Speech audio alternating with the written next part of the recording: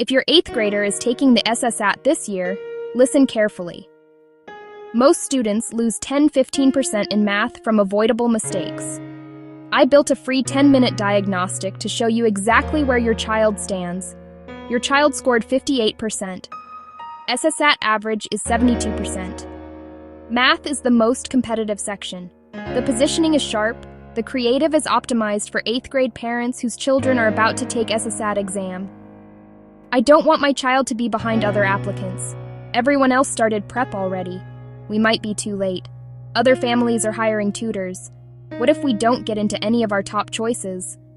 This is such a competitive year. The math section worries me. One bad section can ruin everything. Other parents seem more prepared. I don't want to be the unprepared family. What if my child isn't competitive enough? I don't want to regret not doing more. Here's the solution.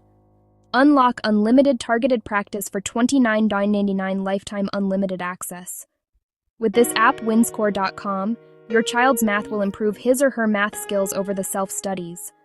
Don't let avoidable mistakes cost your child their dream school. Start the free 10-minute diagnostic at WinScorr.com today.